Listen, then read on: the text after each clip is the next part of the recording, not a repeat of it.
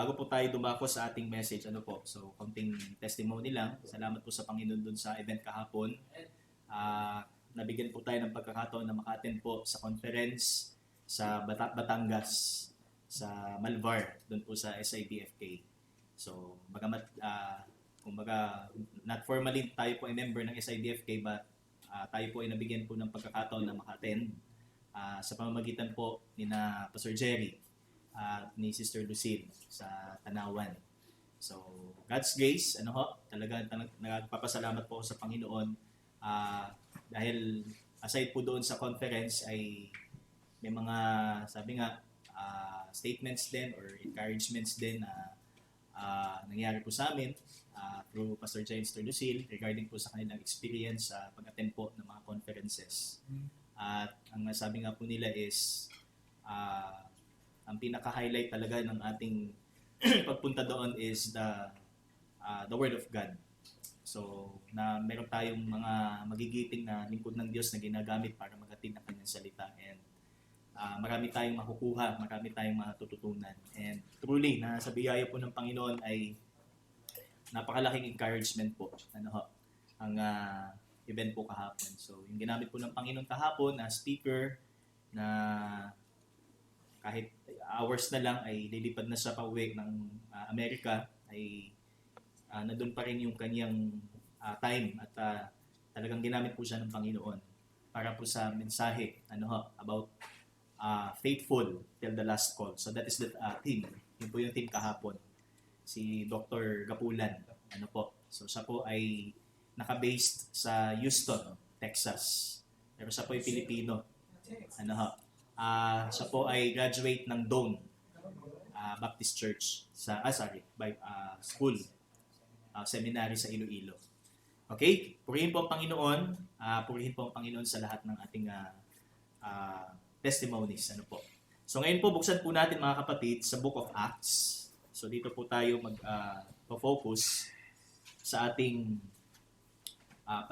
pag-aaral po. So, hindi lang po ngayong linggo, kalooban po ng Diyos sa mga susunod. Because our topic for this month, until dumating po yung ating anniversary, is about the identity ng isang evangelista or the identification of an evangelist. So, nung Sunday po, ang ating pong theme is the spirit of the evangelist. So, ngayon po naman is the glories of an evangelist. Sa pamamagitan po ng isang lingkod ng Panginoon sa buhay po ni Stephen. So, samahan niyo po ako in Acts 6 at pahintulutan niyo po akong basahin from verse 1 hanggang verse 15. But actually, ang scope po ng ating study is hanggang chapter 7. Pero ito po ay next Sunday, kalooban po ng Panginoon. So, Acts 6, tayo po ay magsitayo mga kapatid.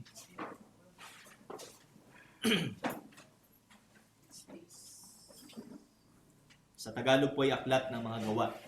Acts chapter 6, verse 1. Now in these days when the disciples were increasing in number, a complaint by the Hellenists arose against the Hebrews because their widows were being neglected in the daily distribution.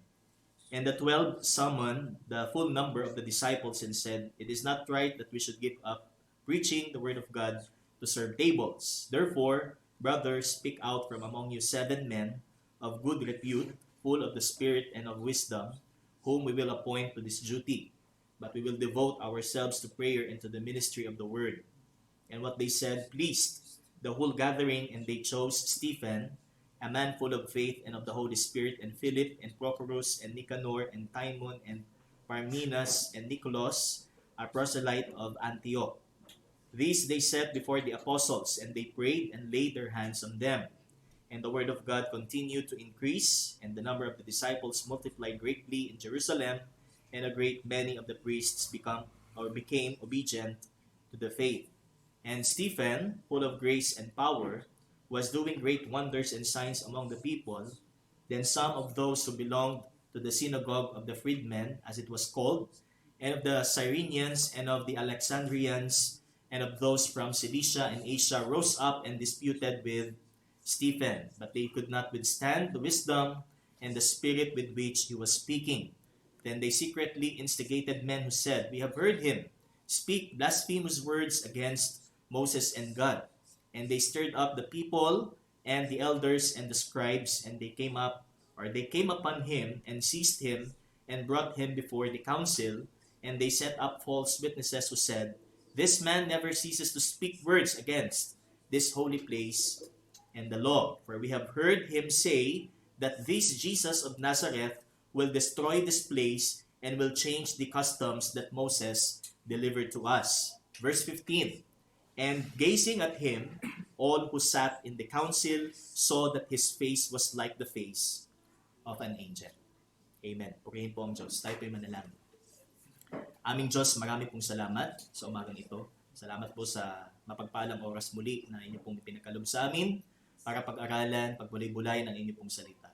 Ikaw pong patuloy na maging gabay namin at ikaw pong patuloy na mag-illumin, O Diyos, sa inyo pong salita sa pamamagitan po ng Santong Espiritu, at patuloy kaming maging submissive, maging tapat na sumunod sa katuruan na inyo pong ihahatid sa amin. At gamitin niyo po lamang instrumento ang tagapagsalita na inyo pong gagamitin. Ikaw pong may taas sa lahat ng ito, O Diyos. Ito pong aming dalangin sa pangalan po ng iyong anak na si Jesus. Amen at amen. Makakaupo na po tayo, mga kapatid. So our theme this morning is the glories of an evangelist. So based on our first text, so this is from Ephesians 4. So first cross reference po natin. Sinasabi po doon that for the edification of the church, for the building up of the saints. So doon po natin makikita that lahat po ng kaganapan throughout sa buhay po natin bilang isang Kristiyano is well-purposed. It is well-planned, well-purposed by God in Christ sa pamamagitan po ng ating Panginoon. And dito po sa Book of Acts, makikita po natin that ito po ay part dun pong fulfillment ng sinabi po ng Panginoon days before na siya po ay umakyat sa langit, na kung saan po sinabi po niya na meron pong helper, meron pong bababa na magsisilbing patnubay nila, magsisilbing helper nila sa pagtupad ng kanilang mission. And that is no other than the Holy Spirit, na kung saan nangyari nga po ito on the day of Pentecost in Acts chapter 2. At nung pong nagsimula ang pagbaba ng banal na Espiritu, nakita po natin na nandun po yung mga iba't ibang occurrences, mga iba't ibang kaganapan na nangyari po kung ano po yung itinakda ng Diyos. Nangyari kung ano po yung nais po ng Panginoon after po nang siya po ay umakyat sa langit, na patuloy na mangalat, patuloy na may hatid, may palaganap ang gospel. So the very message na kung saan ay pinoproclaim ng mga alagad na atin pong mababasa po dito sa Book of Acts is no other than the gospel. Walang iba kundi ang mabuting balita ng Panginoon. So, depende po kung sino po yung audience. So from Peter, makikita natin, primarily po, mga Hudyo ang kanyang audience. Kaya ang presentation po ng gospel is more of Jesus as the Messiah. Si Kristo bilang Messiah, anointed one. So the fulfillment of the Old Testament prophecy. So sa mga hintil, bukod dun sa Messiahship ng Panginoon, makikita din po natin yung invitation to believe. Sa kanila pong Panginoon, sa Panginoong Jesus, na walang ibang Diyos na tagapagligtas at Redeemer, kundi ang ating Panginoon lamang. So ito naman ay nakita po natin sa ministry po ni Apostle Paul. Kasi ang Book of Acts po is panahon po ni Apostol Pedro hanggang panahon po ni Apostol Pablo. Kaya dito naman po sa Book of Acts din makikita po natin that habang nagsisimula po ang church sa pangangaral, pananalangin, ay meron pong isang event dito po sa chapter 6 na natin pong nabasa, or binasa po natin kanina, na kung saan po ay nangailangan po ng mga workers, nangailangan po ng mga manggagawa. Okay? That's why sa church po talaga, hindi lang po design ang church ng tatakbo ang gagawa ng lahat ng mga obligasyon, lahat ng mga trabaho sa loob po nito ay kung sino po yung mga tinatawag nating nasa front row or nasa front line, which is yung mga pastors. But dito po natin makikita that even these men na atin pong binasa were picked out, they were chosen by the congregation and presented to the apostles at kinilala po na sila po ang magsaserve doon po sa mga widows. So kung titingnan po natin mabuti yung chapter 6, it talks about the ministry of helping. The ministry of helping the widows. And the widows here, yun pong mga balo dito is,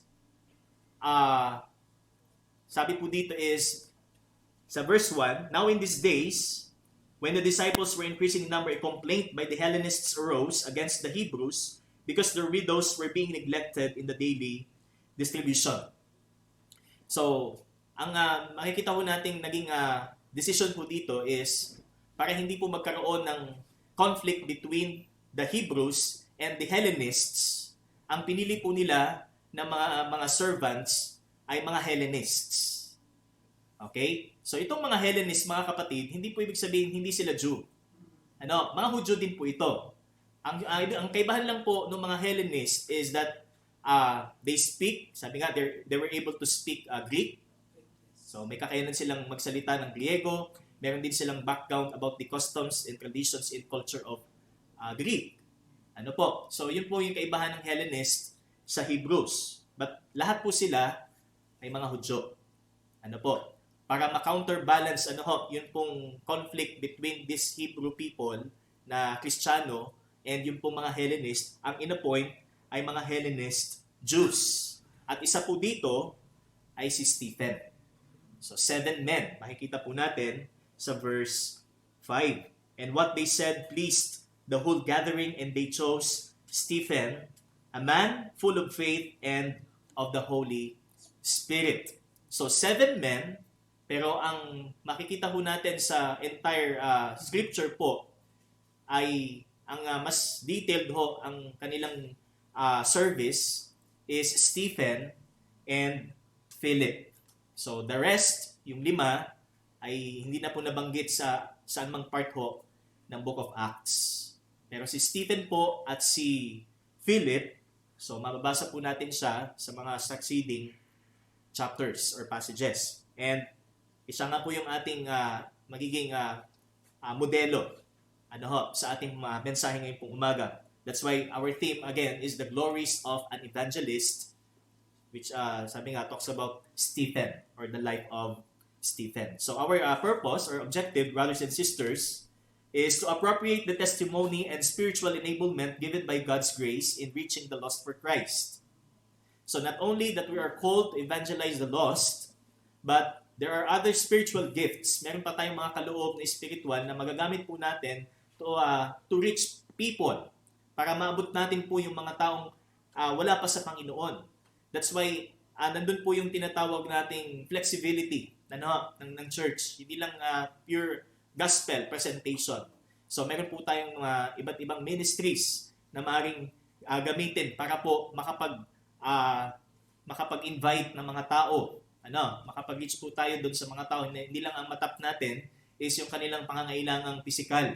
So kung halimbawa is medical mission, sabi nga kung meron pong mga professionals sa loob ng church ay in relation sa kanilang profession ay makapag-conduct ng mga missions, medical mission or dental mission, seminars. So, ginagamit din po ito in a way para may pasok po ang gospel.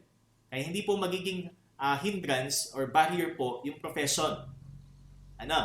So, nandun po yung idea, wisdom, na ipinagkaloob po sa atin that even yun sa profession na meron po tayo, ay ito po ay maging avenue para po sa ating Great Commission.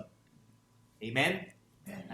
So, hindi po maging barrier po kung ano yung ating gustong sabi nga, kung may profession na tayo ngayon, or meron tayong pinoprospect na kunin na profession, so ang maging mindset po natin is hindi po ito maging hindrance sa ating paglilingkod sa Diyos. But somehow, kung tayo po ay palarin ng Panginoon, pagpalain ng Panginoon na tayo po ay magpatuloy sa ating profession, nandun pa rin yung wisdom upang sa pamamagitan ng ating profession ay makapag-evangelize po tayo. Ano ho? At ito nga po yung nangyari din dito po sa Book of Acts. Ano ho? So they were chosen to serve. Okay? Bagamit ito ay ministry of serving, ministry of helping the widows. But still, sabi nga, the purpose is upang sila po ay madala sa gawain ng Panginoon. May pangaral po ang mabuting balita. And that is the reality. Ito po yung realidad ng isang iglesia. So tayo po ay naglilingkod. Hindi po tayo ang pinaglilingkuran. Di po ba? The Lord Himself said, I came here not to serve or not to be served, but to serve. Di ba? Sabi po ng Panginoon. And lagi nating isipin sa ating buhay bilang isang Kristiyano, kung tayo po ay may kaabalahan or di masyadong abala sa ating buhay, pero tayo po ay naglilingkod sa Diyos, isipin natin ho, mga kapatid, that the nature of our work is not hanggang dito lang. But the basic, sabi nga, the nature of our work as a called servant of God is that this is spiritual. Okay? And bagamat meron pong mga pagkakataon na ang mga Kristiyano po, so there are times that Christians are being intimidated by other Christian churches because of their effective work sa pag-evangelize or pag-abot ng mga tao. Okay? Pero hindi po ito ibig sabihin na tayo po ay maging disappointed. Tayo po ay maging intimidated sa kanila. But we are working under the work of Christ. So tayo po ay dumidepende ho sa gawa ni Kristo, hindi ho sa gawa ng tao. Ano? We have the same Lord. Kaya pagka halimbawa, nagtagumpay po ang ibang church, kahit mas malaking church ito, mas mayamang church ito, nakikiisa tayo sa kagalakan na maraming tao silang naaabot. Hindi tayo naiinggit. Ano? So, kasi ang church namin maliit lang. Hindi naman kami malaki sabi nga, ang finances namin hindi ganung malaki. But it doesn't mean na limited yung kapasidad na tayo po ay umabot sa mga tao. Because remember, brothers and sisters, this is the Lord's ministry. Ito po ay sa Panginoon. Ano po? That's why the nature of our missionary work is spiritual. Thus, we serve God and we share the words of God under the power and authority and the will of God. Di ba? Kaya kung makikita ho natin ang mga alagad ng Panginoon, kaya sila nagtatagumpay, it's because of their submission sa kanilang Panginoon. Hindi sila nagtagumpay dahil meron silang educational attainment. Hindi sila nagtagumpay because malakas ang kanilang katawan sa mga environment na sabi nga pwedeng maging cause ng sakit. Matibay ang kanilang resistensya. Hindi po. Yan po ay dahil sa biyaya po ng Panginoon. At yan po ay minodelo po ng ating pong, sabi nga dito po sa ating passage, the man full of faith and of the Holy Spirit named Stephen. So, magiging focus po natin para sabi nga, ang magiging topic po natin is about sa isang tao na tinawag po ng Panginoon para po sa pangangaral. And ito nga po ay si Stephen. But not only that, because in the passage, nakikita mo natin that hindi lang po ang ministry ni Stephen is to proclaim the Messiah. But primarily, ang kanyang pagkatawag po is to serve the widows. Di ba? Hindi po ang tamang kaisipan or ang kaisipan ng isang Kristiyano ay yun lang, dun ka lang, sa isang bahagi. But meron pa tayong ibang ministry na ipinagkaloob po ang Panginoon sa atin. Di ba? Kaya ang sabi po dito ng mga apostles, in verse 2, in the 12th Psalm on the full number of the disciples and said, it is not right that we should give up preaching the word of God to serve tables. So hindi po ibig sabihin na the primary task, the primary duty ay isa sa alang-alang para sa ibang bagay na pwede namang meron ding tinawag ang Panginoon para dito. Di po ba? Kaya ang design po talaga ng Panginoon sa atin, lahat po tayo maging part. Lahat po tayo maging bahagi sa gawain. Kaya sabi dito sa verse 3, therefore, brothers, speak out from among you 7 men of good repute, full of the Spirit and of wisdom, whom we will appoint to this duty. 4. But we will devote ourselves to prayer and to the ministry of the word. So this is the primary na hindi dapat mawala sa isang alagad ng Panginoon. Panalangin at ang pangangaral ng salita.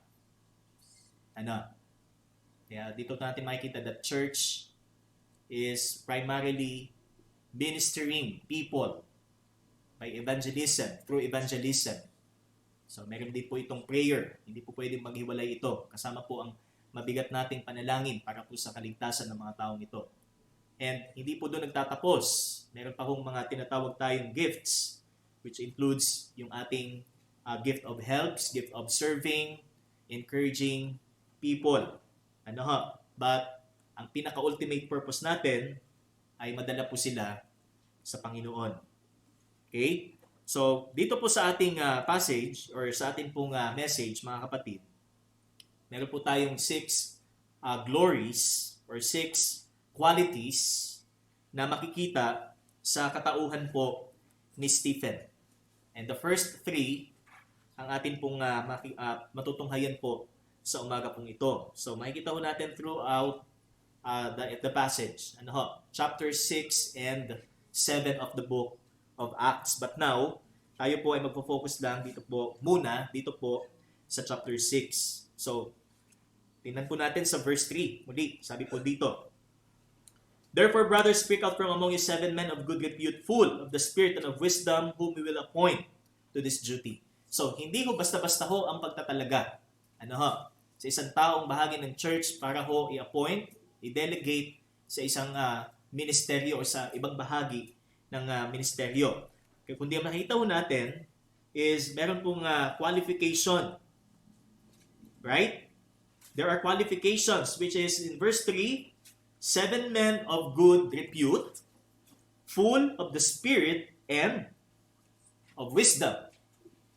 At inulit po in verse 5, and what they said pleased the whole gathering. They chose Stephen, a man full of faith and of the Holy Spirit. That's why the first quality ng isang ebanghelista is he is a man whose conviction is beyond question. Kung ano ang kanyang stand, kung ano ang kanyang position, the disposition na meron siya bilang isang tinawag ng Diyos. So, first quality ng isang ebanghelista again is that he is a man whose conviction is beyond question. So, to get sabi nga, para mas makilala po natin si Stephen, isa po siya doon sa 7 Hellenistic men na tinawag upang mag-lead, pangunahan ang ministry ng pagtulong sa mga balo, which is an important segment in the church. But it's not only about helping widows. But first, ano po ang qualification? In verse 3, he is a man of good reputation. He is a man of good repute. So he was a good model in character.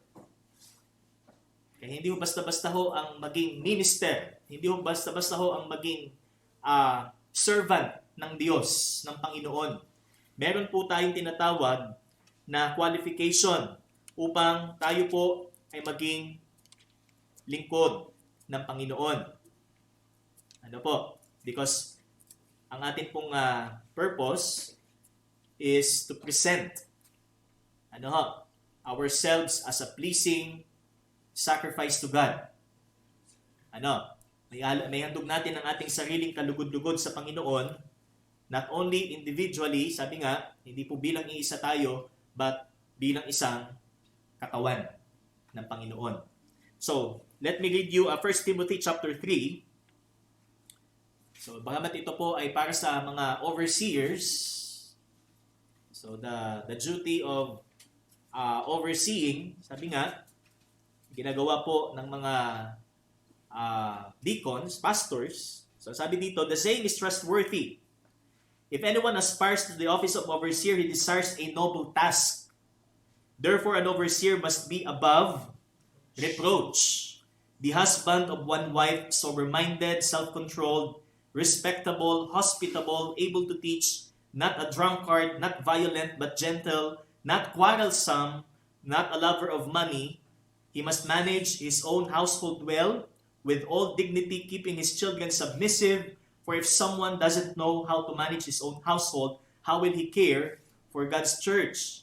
He must not be a recent convert, or he may become puffed up with conceit and fall into the condemnation of the devil. Moreover, he must be well thought of by outsiders, so that he may not fall into disgrace, into a snare of the devil.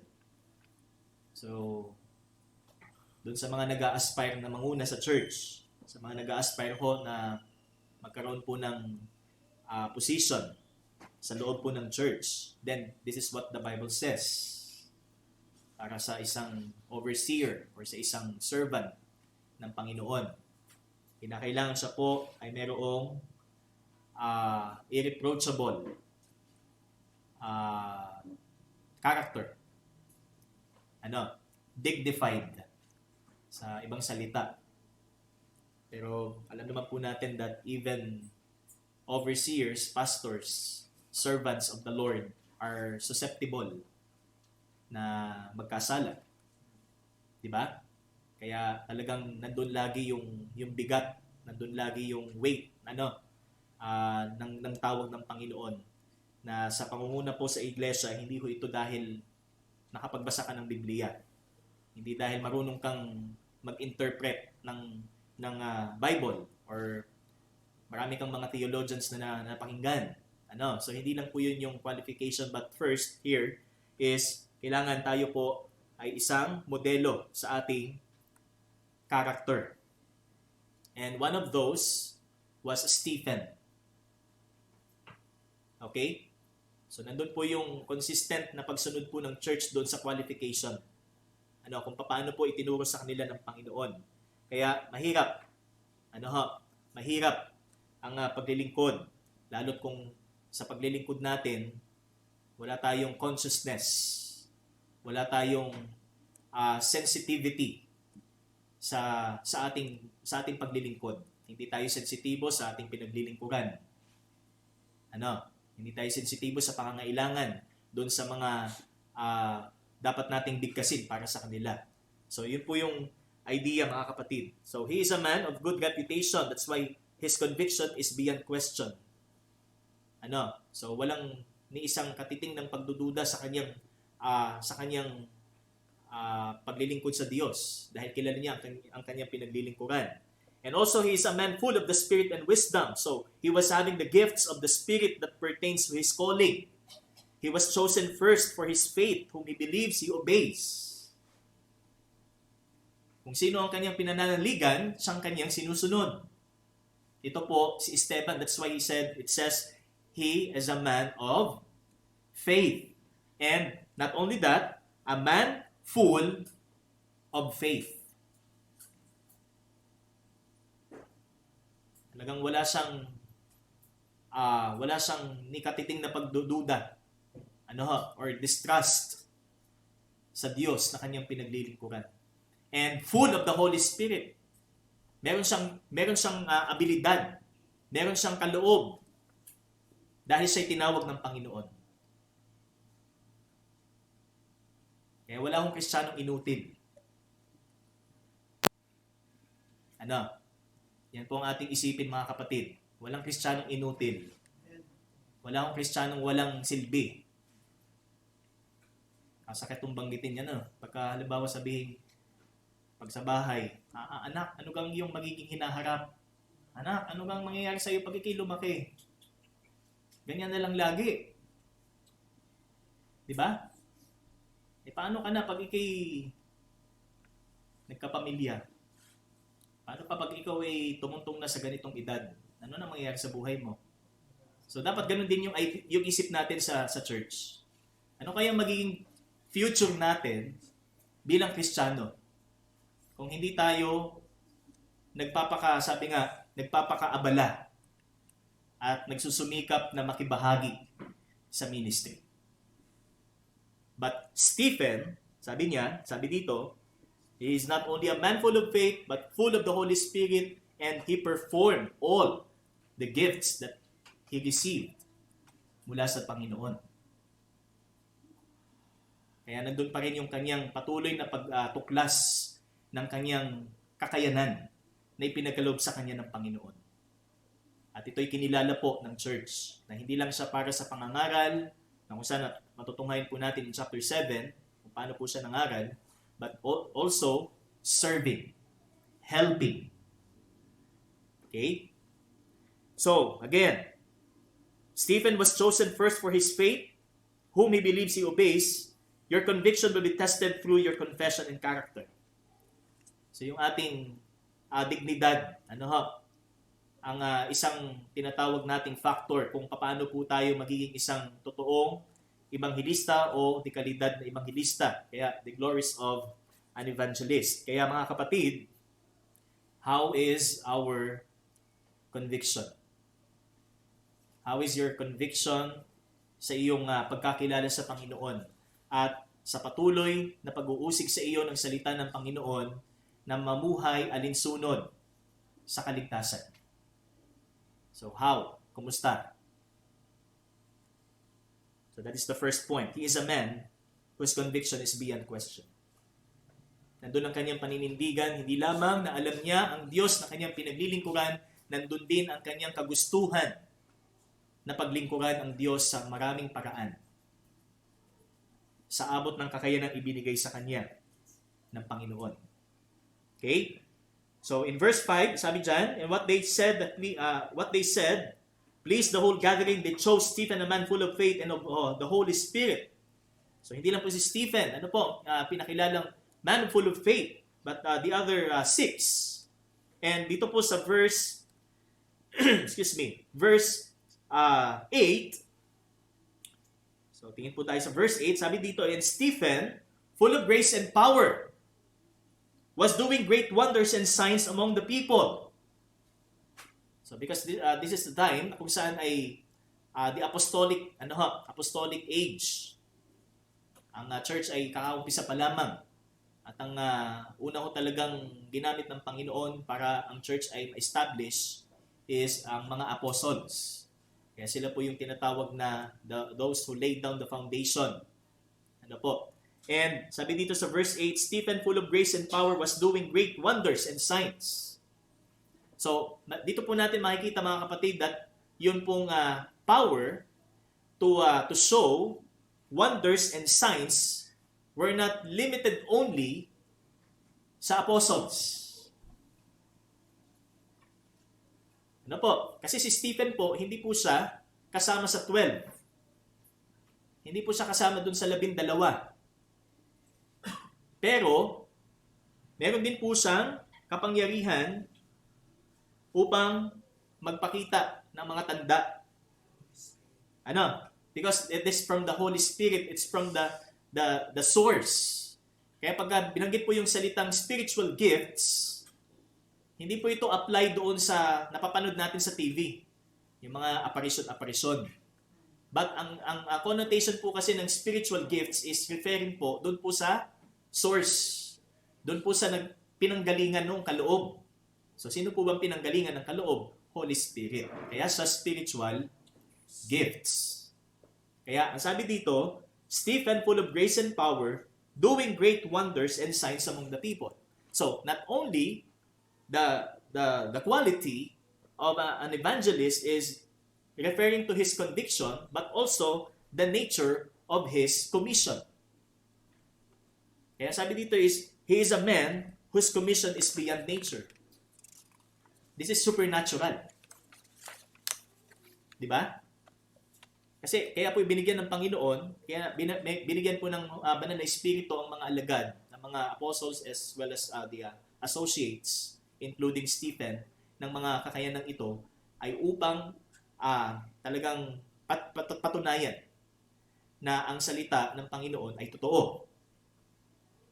To prove the authenticity of the message of God, which is the gospel. At wala pa pong Biblia nung panahong yon.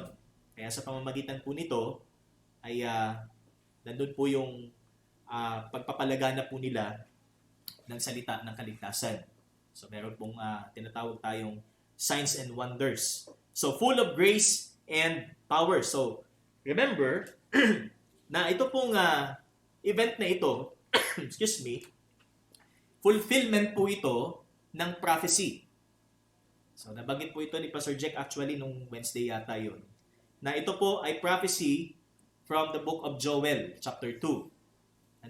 In Acts chapter 2, verse 19, makikita po natin that this is from Joel chapter 2. And I will show wonders in the heavens above and signs on the earth below, blood and fire and vapor of smoke.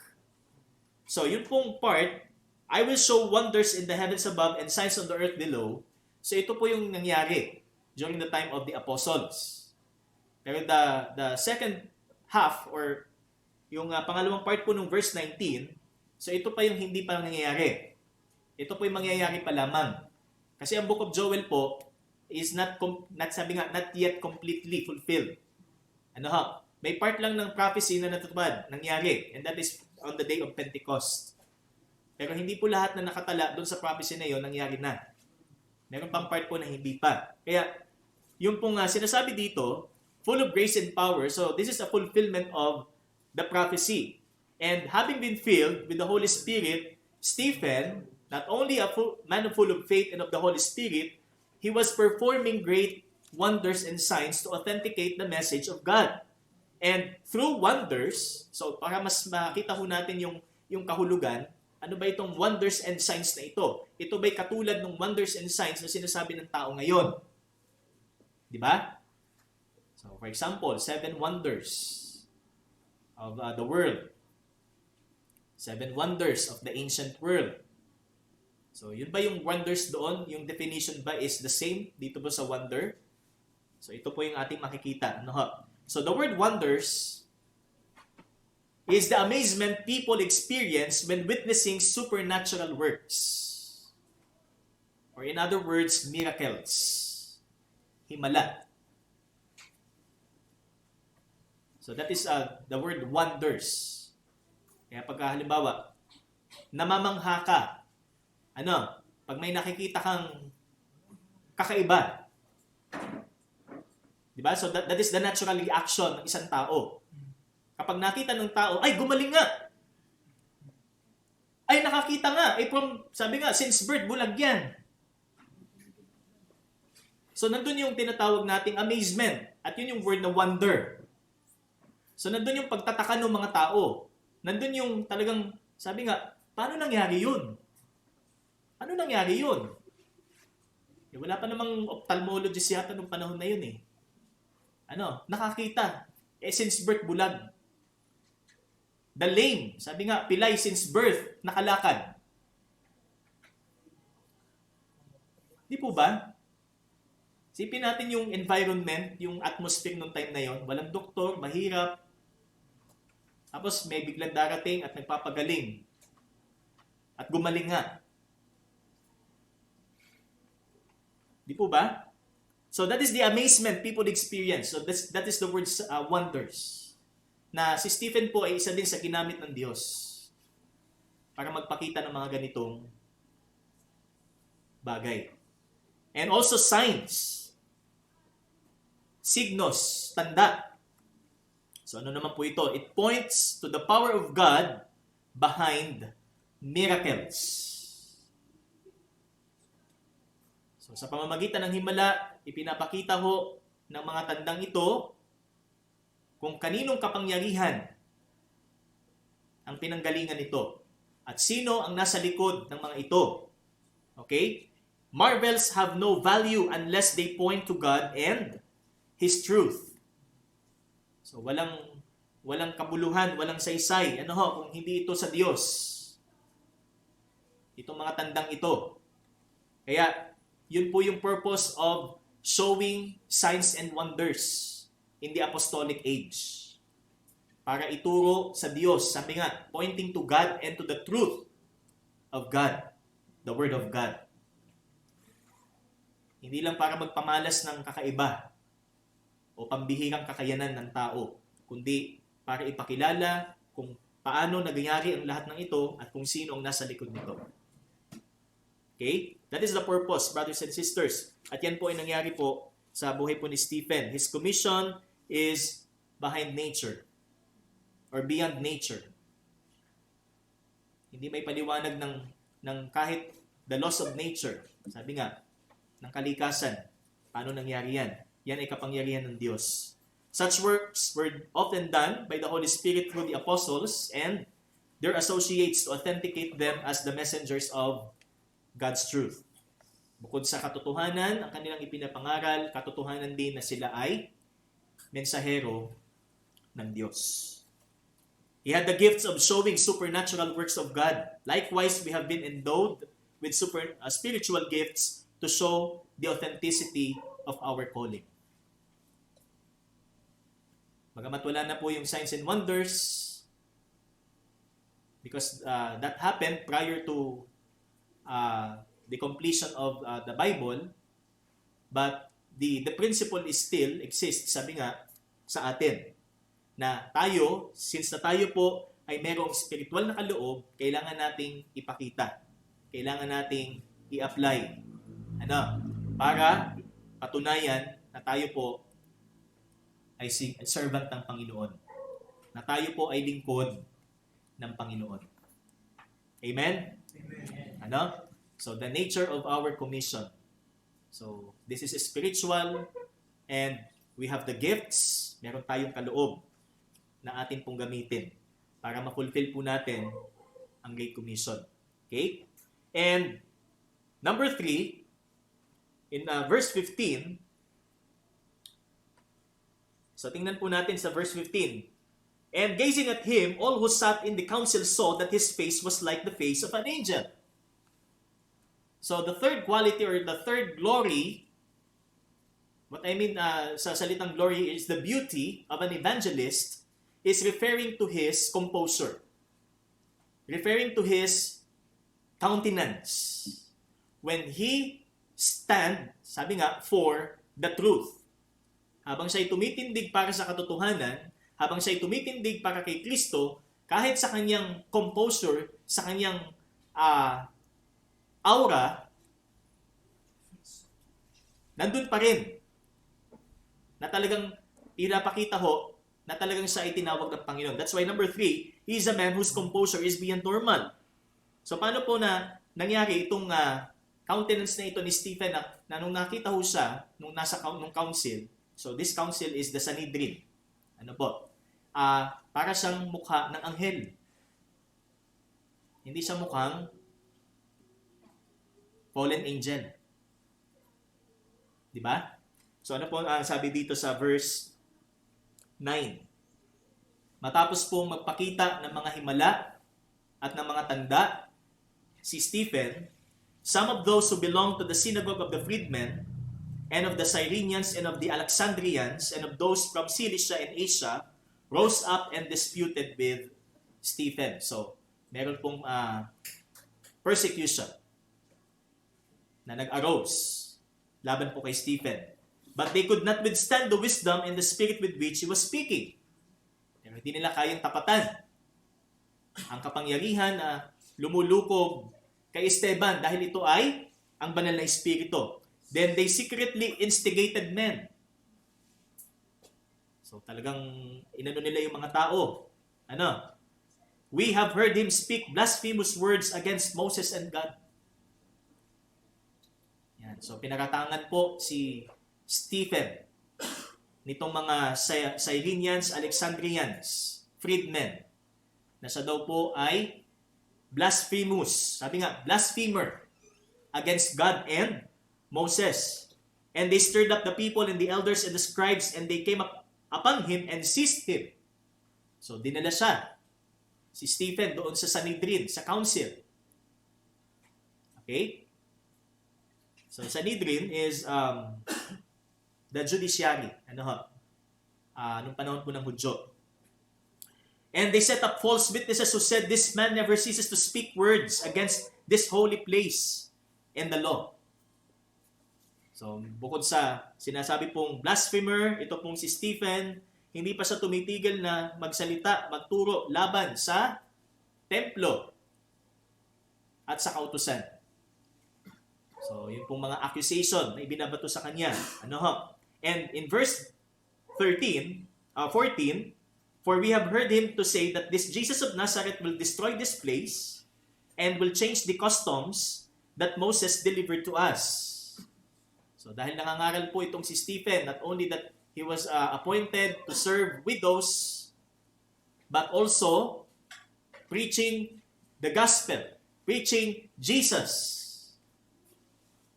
Sinabi po niya na sa loob ng 3 araw ay itatayo ko ang iglesia. Di po ba? Na tinutukoy niya ay ang kanyang katawan. And gazing at him, all who sat in the council saw that his face was like the face of an angel. So he was, sabi nga, composed when he said, Jesus is the Messiah.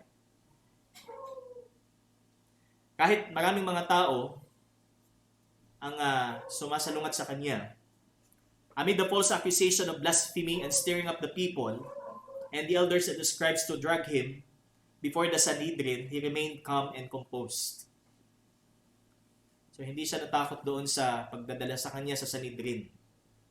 Kahit maaaring ito ang dahilan para siya'y makulong o mamatay.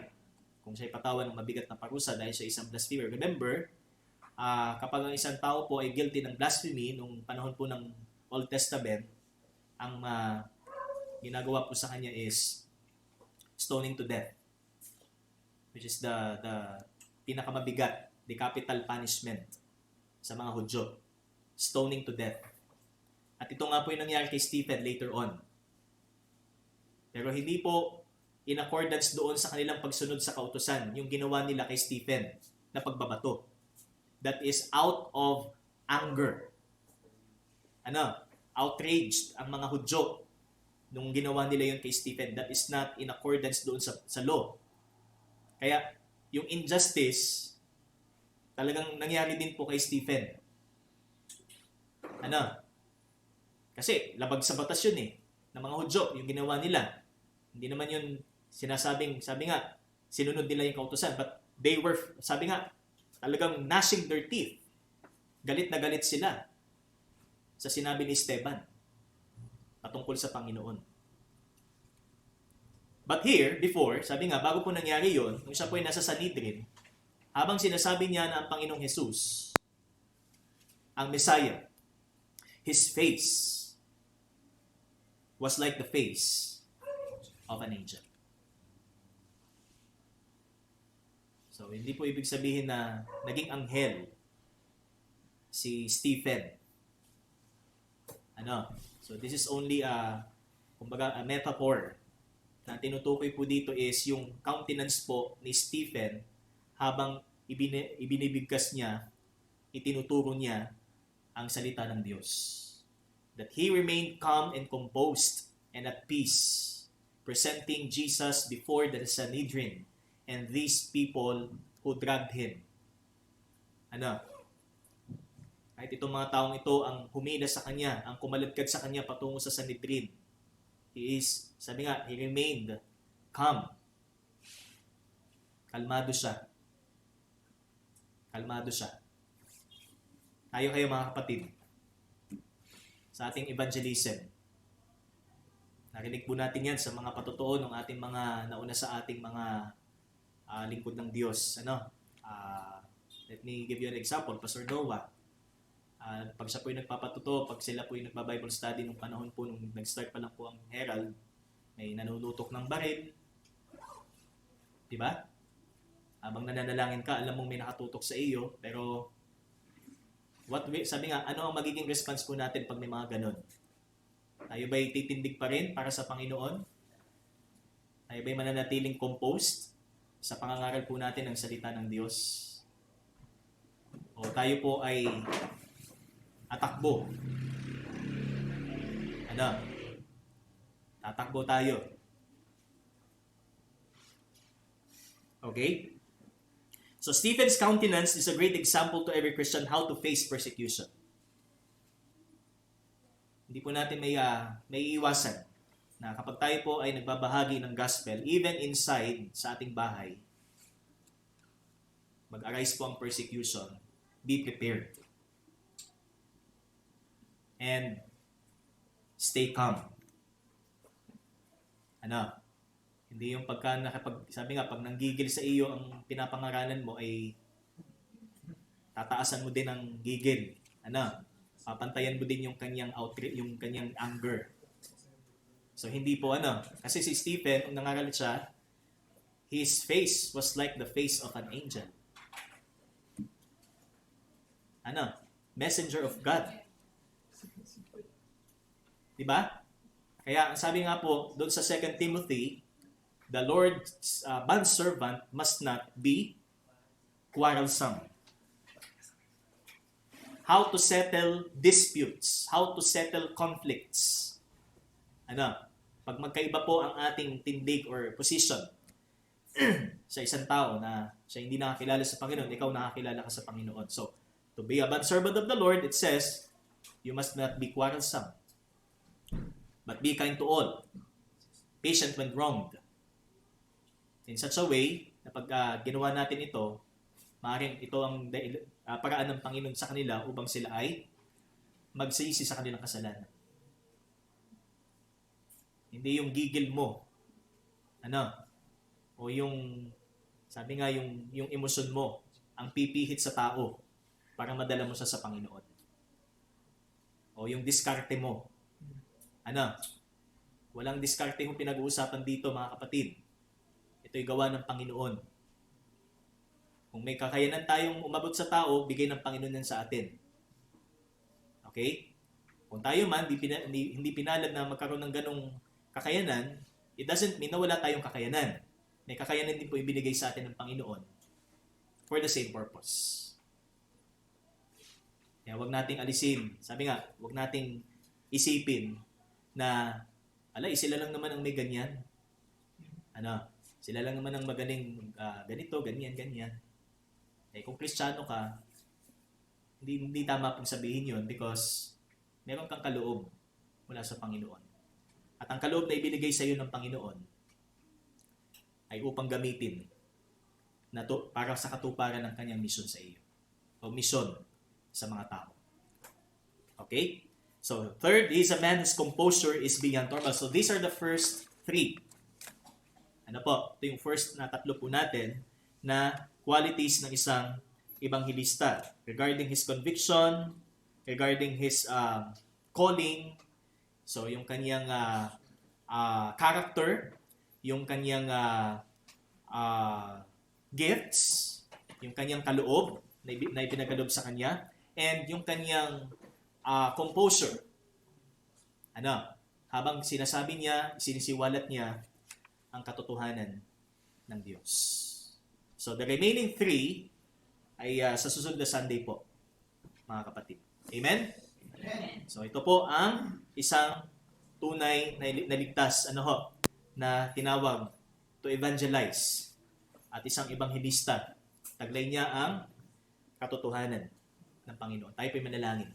Salamat po Diyos sa iyong salita. Salamat po muli sa inyo pong reminders at challenges na patunayan po namin sa pamamagitan ng aming pagkatao, ng aming paglilingkod, at ng aming pong reactions, ang pagkatawag namin, O Diyos, mula sa iyo. Salamat po sa lahat ng ito. Purihin ka sa pangalan ng iyong anak na si Jesus. Amen. Sa Diyos po ang kapurihan.